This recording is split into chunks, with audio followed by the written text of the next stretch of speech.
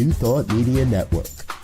We are a global broadcast network of positive music, media, and entertainment, inspiring humanity's evolution along the journey of enlightenment and creating a world of love, peace, empowerment, and prosperity for all. New Thought Media Network. Positively inspiring.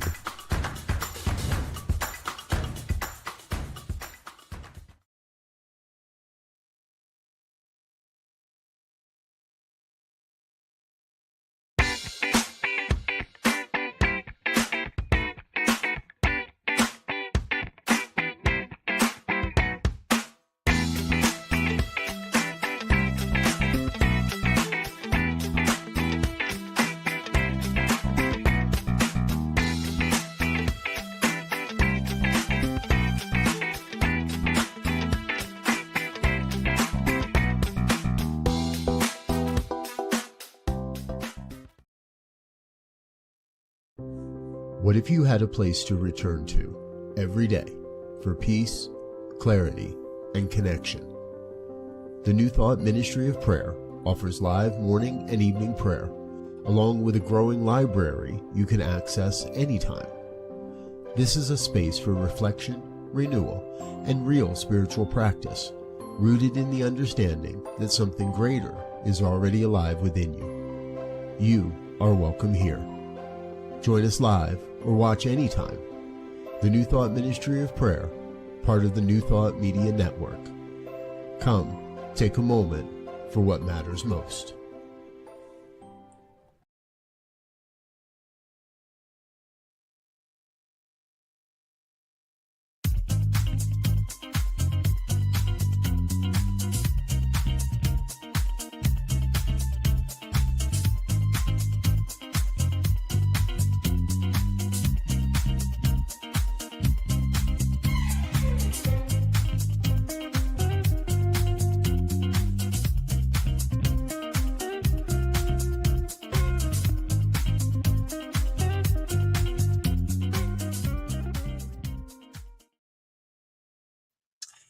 Hey everybody, welcome to this week's episode of The Inclusive Church. I'm Tracy Brown, author of Stained Glass Spirit, Becoming a Spiritual Community Where Oneness Does Not Require Sameness.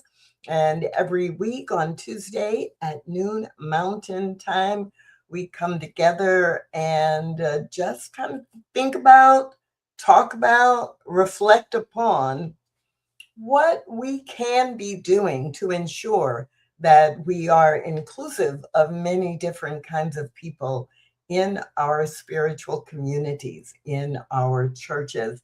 And you will hear me use those terms interchangeably, primarily because I want us to reclaim the word church as a group of people who have come together to study, to learn, to practice, to teach shared spiritual values and principles. And I want us to move away from the concept of church being a building or a piece of property where we go to maybe do those things. So I use church a lot. Obviously, I purposefully chose the title for this show as Inclusive Church, not Inclusive Ministry or Inclusive Spiritual Community. The other thing that I frequently like to remind myself and you of is that when I say the leaders in our churches or the leaders in our spiritual communities, I am, of course, including ministers, but I am not limiting that phrase to ministers because I think almost every minister I know would agree with me that they can't do it alone, number one, and they wouldn't be able to do it at all if there were not other people serving in leadership roles and actually building the church together. And so, hello, Anita. I'm so glad that you are hanging out with me today. And anybody else, if you want to tap in and say hello and maybe tell us where you're viewing from. That would be great. You can go to the chat function or the comments section, depending on which of the streaming platforms you are on. So this month, I'm going to be focusing on young adults. It's very interesting when I'm talking with lots of different people, not just in the United States, but especially in the United States and Canada. One of the audiences that so many of our churches are targeting are young adults. Everybody here is pretty much over the age of 60 or 65, and we need to bring in some young adults. Or, we have a good teen program, but then by the time they age out of teen program, we lose them all. And it's not all because they go somewhere else to go to college. And then we don't get them back, maybe until they're in their very late 30s or early 40s, and they have children, and they want to put their children in our youth ministry. And so I don't have all the answers, but for the month of July 2026, I'm going to commit to really focus in on this idea of more young adults, please. More young adults, please. How do we welcome? How do we engage? How do we serve and educate the next generation into new thought? And I'm going to invite you along for the journey. So as you have ideas or comments or questions, please feel free to add them into the chat and into the conversation as well. So for this first week, I want to focus on just thinking about some of the realities facing adults. And for young adults this month, I'm going to be thinking about ages 21 to 45, primarily because when I've heard this conversation coming up in churches, that's, folks in their late 20s to their early 40s is the age group that people are talking about. And in reality, as we go through this month, I'm going to do some separation between, 20-year-olds, 30-year-olds, and people who are in their 40s. But in the big picture, if just saying young adults, I'm going to be referring to the age group of 21 to 45. And as I was organizing my thoughts about this, the question that kept coming up is, well, why aren't young adults coming to our churches?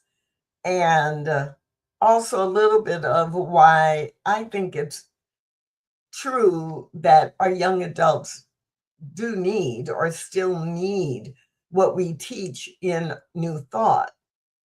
And so is there a way to talk about both of those and bridge them? I'm not sure, because I don't read a script, as most of you know, but I've made some notes about the whole month. And so some of that is in my mind. And, why are young adults not coming, especially when they've been raised in a New Thought spiritual community? But even if they haven't. So what makes sense to me is that it's, pretty obvious if you're paying attention to the world in general. Young adults today are navigating economic uncertainty, anxiety about what's going on in the world, as well as the career instability that many of our young adults, especially the younger, like 30 and under. But recently I was reading something that was saying that people who are 35 to 50 also just don't feel stable in their careers, that the world of work has changed so much, and the COVID and the pandemic were a big contributor to the fact that business just isn't done the same way it was before 2020. And with AI coming in, some people feeling insecure about whether they will have a 30-year career like they may have thought 10 years ago. There's political polarization that affects all of us. And with our younger adults, there's a lot less trust in institutions, in long term careers, or companies, employers really supporting them. And the research has pointed out over and over again for the last 15 years that every year that there are more people who describe themselves as spiritual but not religious. So they may not be coming to a church, especially when we think of church as the property, as the building, right? They may not be coming to churches, or they're not looking to churches if churches are selling themselves or promoting themselves as come here for Sunday morning worship, right? They're looking for younger adults are looking and actively searching, I think, for spiritual practice, not spiritual preaching. And they're looking for what is going to bring meaning to my life, what is going to help me be resilient in the current social environment that we're in. And I think every generation, not every single person, but every generation is always hungry for community. Now, they may define community different, they may look for different things in community, but the idea of finding like minded people or like hearted people who understand you and you can understand them and you have similar values, I think that is kind of a universal human need or desire, depending on how you look at it. So that does bring up the question, well, why are younger adults leaving organized religion, even if they were raised in it? And what does spirituality mean to the folks who identify as spiritual but not religious?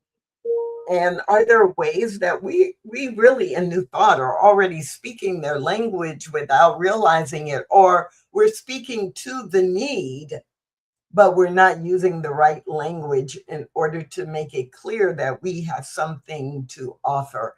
So let's talk about what you and what I can do. What should we be thinking about as leaders?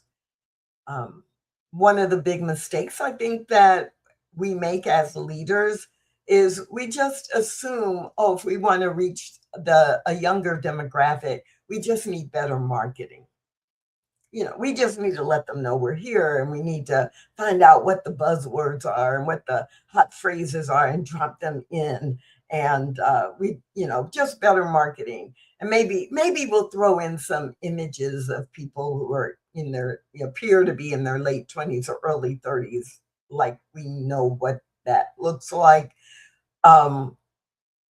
Another big mistake I think we make is that we have bought into a stereotype that entertainment will solve engagement challenges if they feel entertained, right? So maybe we need to use more games, or structured activities that are more games or play, or entertainment. Maybe we need to just have music and maybe sneak in a message, but they need to be entertained and don't necessarily want to deal with the really tough issues.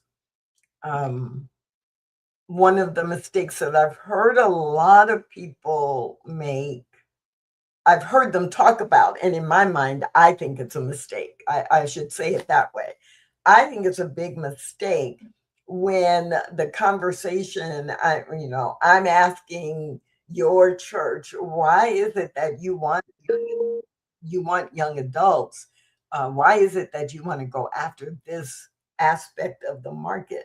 And the first or second thing is, well, we'll die if we don't get some young adults. Our church will fold if we don't get some young adults.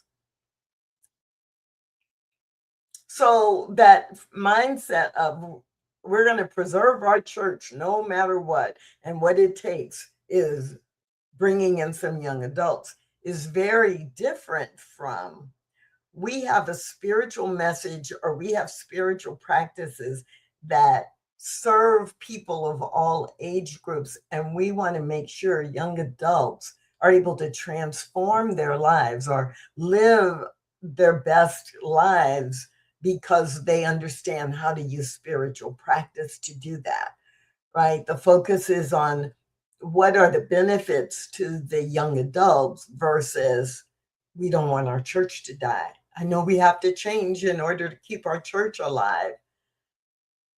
And I think that's a big mistake because its focus, it actually can lead to, doesn't always, but can lead to a focus of we want to preserve who we are. So we just got to get them in here and then we'll transform them to be like we are. And then the fourth mistake that comes to mind for me is we get a few people who are younger than our average or median demographic. And then we push them to do specific things that prove they are loyal to us. When I think we don't do a good enough job to build relationship, to build trust, to make the relationship reciprocal versus we're here to tell you what you need. And you need to prove that you're worthy of us focusing on you by volunteering for this and signing up for that and going to this, taking this class. And so Anita says, I think most churches lose young adults from high school graduation until they hit their 30s. And it is a time of exploration and figuring out who they are and who they want to be. And I agree with you. I think that is true across the board, across all churches, all denominations, all faith systems. And yes, they're breaking free of their parents' religion while they're figuring out what their own relationship to a higher power is going to be. I love this observation, Anita. And one of the reasons I love it is because I think that's our entry into especially the younger adults who are, younger than 30. I think that's our entry in not let us teach you to memorize and love science of mind or unity, but let us help you explore and identify who you are and what works for you. And yes, internally we serve ourselves by knowing we have a message that as the young adults are searching and building their identity, that they can still embrace building their identity, they can still embrace with freedom.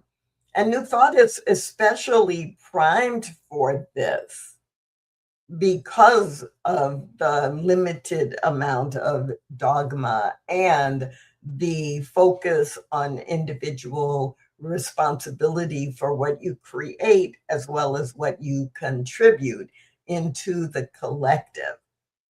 And so there's so much good, but we have to avoid those landmines of bringing people in, right? We just need to market to them and bring them into what we're already doing.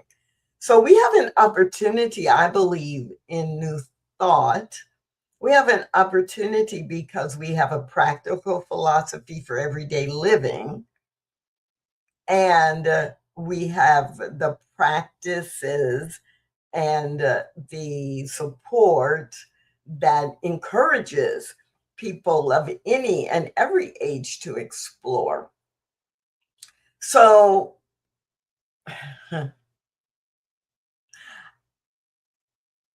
Simon Sinek has a quote that is something like, people don't buy what you do, people buy why you do it.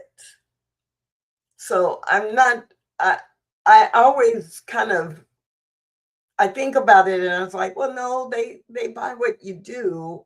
But then I think, no, it's how you do it and why you do it. So a few years ago, this was right before the pandemic. So 6 years ago, 6.5 years ago, I was talking with a minister and a leadership team at a New Thought community.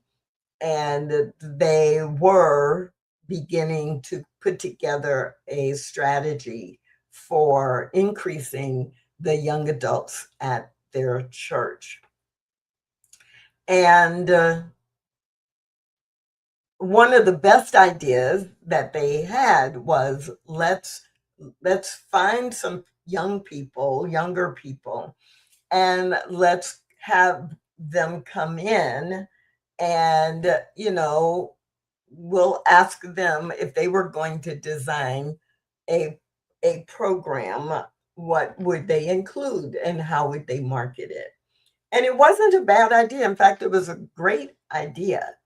And that they found a couple of people who were in their 20s who had been active in their church when they were in their teens, but had not been around. But they agreed they would participate in helping to design something for the future.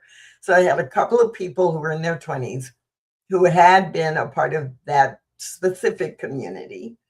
And then they went to a nearby college, and they went to someone who was teaching, interfaith or world religions, a similar course.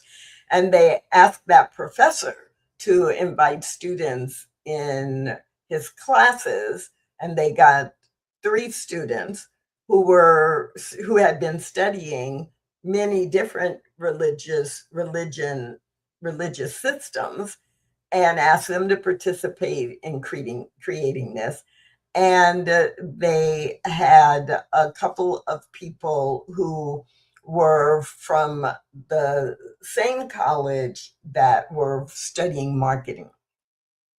So they had this group that was 6 or 7 young people, all under the age of 30, because they were particularly interested in setting up something that would capture folks in their 20s and also attract them in their 30s, in their early 30s.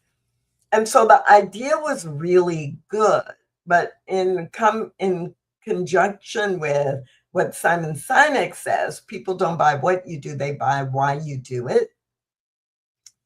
They worked for like 6 months, and they came up with a recommendation for the minister and the leadership team that was going to oversee this. And one of the things that kept coming up as a question, they were like, this is what we think will really work, but you all keep talking about it as we're doing this because you feel we need this because it sounds like we're broken and you want the church to grow. And so we don't know if this will work because this is a program, it's a one-time event, but the why you're doing it isn't going to support growth from this point. And so I just found it a really fascinating conversation because they actually did the right thing. They had a good approach, and the only reason that they didn't do the program was because in March of 2020, they pretty much had to shut down everything. And 2 years later, when they went to reactivate it, they didn't have the same support. And, they may activate it again at some point, or they may already have, and I just don't know. But it was fascinating that the young people who were involved were picking up on the energy that the existing leaders had, and the why they wanted to do it didn't feel like it was an authentic concern for supporting and growing and evolving, helping the young adults evolve into their best life.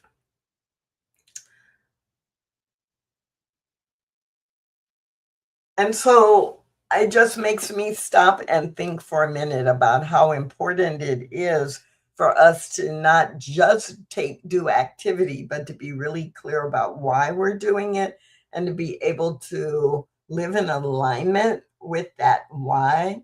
And that means that we have to get out of our own way. And it doesn't mean that for every program you do or every strategy you take on, that you have to have everybody on the team be a member of the target group. They did a really, in that example, a really extraordinary job of recruiting people, some who understood the philosophy, some who understood young people and young people themselves. Yet, in implementing the strategy, there was still work for the leaders to do, to have clarity and to be in alignment. So today, just focusing on why young adults aren't coming and why they still need new thought, it's like we can look at the research that goes not just in new thought, but across all quote unquote religion or spiritual systems. And we can see they're not coming because it feels old fashioned. It feels like it is not meeting their specific needs. They feel invisible. We're not building relationships. It's like, oh, you're a commodity we want, and we're going to bring you in. And now you have to fit into us. So are we really willing to do things very differently? Are we willing to support our young adults on a Saturday rather than a Sunday? Or what if they want to meet on Friday evenings and make it like a late happy hour with food and spiritual conversation, right? What if they want to meet on a regular basis and they're so comfortable with technology that they don't want to just meet in person, that they want to build a community, a digital interface, and that they actually want to be on Zoom with certain themes? Are you willing to do that? And are you willing to have their input in defining the themes? And as we're doing all of that, someone once said to me, well, we'll just let them do whatever they want to do. And, they can meet at our church, but then they can just do whatever they want to do. No. That is also a landmine that you want to avoid, because everything you're doing, I hope, is falling within the mission, purpose, vision, values that are specific to your tradition and your specific church. So how is it helping you do that if you are not also living in alignment with your mission, your values, the spiritual qualities you teach? So these can't be separate things. Bringing in young adults and just saying, do whatever you want, is a social group. I don't have anything against social groups. However, if your church is sponsoring a group, then the ultimate goal is to teach and practice as part of a spiritual community. The way you do that with young adults may be different than the way you do that with people who are 65 years old. And you do need input from the young adults to know how to do that. But you don't let go of the reason you're doing it, which is around mission and which is around spiritual principles and values and how to use them in your life. Finally, this also is why I think it is one thing to talk about this with young adults as a label for people 20 to 45, and in the actual execution in your church, it'll be important for you to determine, can you serve, and is there an audience for that broad of a range? Because you can't put a 21-year-old in the same program activities as a 45-year-old if you want to be successful. You could do that for a one-time conversation or a specific event, but in growing your membership, that's not going to be very effective. So, I would suggest you start with picking a group. Do you want to pick the folks who are in their 20s? Do you want to pick folks who are in their 30s? Do you want to choose people who are in their 40s, mid-career, children? If they have children, their children are likely to, be school age and older.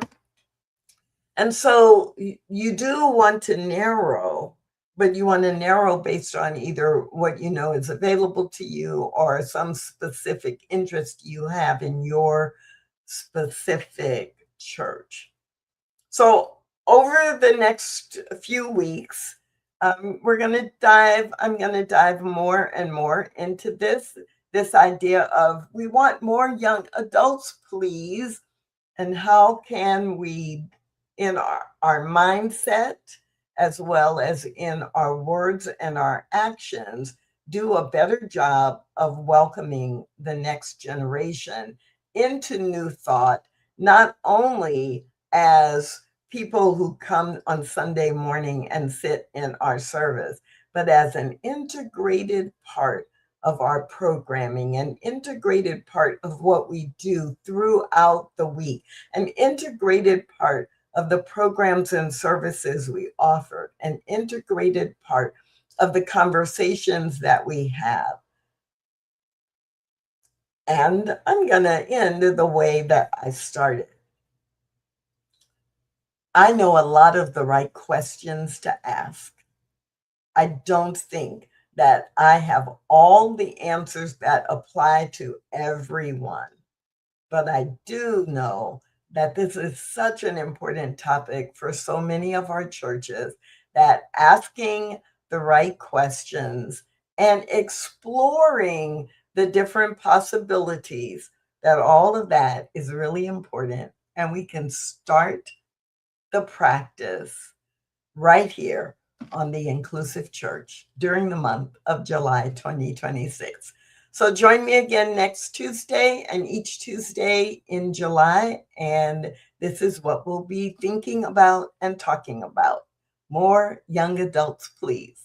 In the meantime, have a great week and visit me over at stainedglassspirit.net for more information and inspiration about being inclusive in New Thought.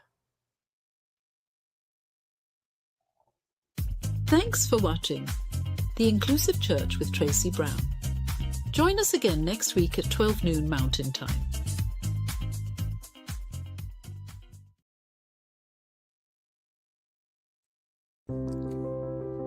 There is a presence ready to meet you here. Join the New Thought Ministry of Prayer live every day, 8:15 a.m. and 8:15 p.m. Mountain Time. enter a field of intention where prayer is spoken and something deeper is revealed. Our professional prayer partners stand with you in truth, in love, in possibility. Bring your request live or share it anytime at ntmedia.org/prayer. Come as you are and step into what is already becoming. We look forward to praying with you.